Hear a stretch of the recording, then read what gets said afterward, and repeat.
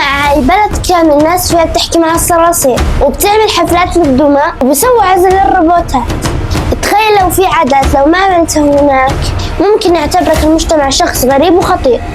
المفاجأة بالنهاية في عادة عندهم بتحس إن لازم تكون عنا، بس استنى، هاي العادة الخامسة راح تغير نظرتك للحياة. تخيل لما تاكل سوشي وتخلص تروح ترمي العيدان، هذا إشي طبيعي، بس في اليابان لا، إذا رميتها هناك كأنك أهنت شخص ميت. في مدرسة يابانية عملوا جنازة كاملة لعيدان أكل المستعمل، جابوا تابوت صغير وموسيقى حزينة، طلاب قاعدين بيصيحوا، بس لو إيش بيحكولك هذه العيدان خدمتنا ولازم نكرمها حتى بعد ما نموتها. طيب إذا دفنوا عيدان خشب، طب كيف تتوقع راح يكون تعاملهم مع الدمى اللي شكلها زي الإنسان؟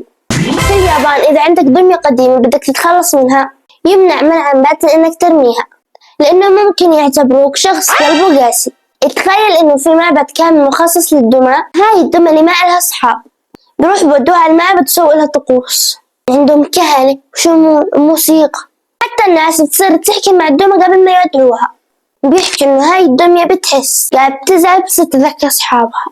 بس استنى العادة الجاية غريبة، هي مش بس مع الأشياء، هي مع الحشرات. بتعرفوا في اليابان في ناس بيربي صراصير في الدور مو مشان يقتلوه، لا بيعيشون في الدار. في واحد ياباني مشهور على السوشيال ميديا بس صار عنده في الدار إله اسم مسوي له عيد ميلاد كمان، ولا وجايب له هدية كمان.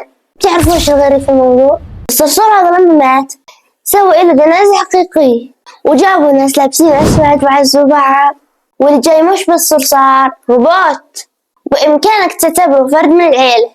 في اليابان إذا عندك روبوت وهذا الروبوت قديم وخدمك ما راح تكبه في الشارع هيك في الزبالة، بتسوي له عزا رسمي. تعرف إنه في شركة كبيرة بعثت روبوتات انتهى عمرها وودوها للمعبد وخلوا الكهنة يقروا عليها طقوس، لا وفي موظفين قاعدين بيصيحوا. وفي واحدة قالت للروبوت شايفين هذا الروبوت ربى أولادي كيف أنا درميه. بس العادة الأخيرة الصراحة ما فيها دموع فيها ولا روبوتات ولا صراصير، فيها مشاعر ودموع، قيم إنسانية بتوجع القلب. تعرف إنه في اليابان لما تغلط ما بتروح بتقول أنا غلطت عليه آسف، خلاص انتهت القصة، لازم تنحني إله وتعتذر. ويمكن هذا الانحناء يوصل لدرجة الألم.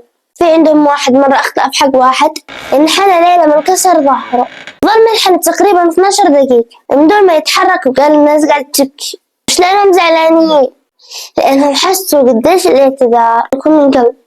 وهذه العادة الصراحة مش غريبة، هذا دايس إلنا يمكن مش لازم ندفن عيدان ولا يمكن نوصف الدماء، بس يمكن لازم نتعلم نعتذر بصدق.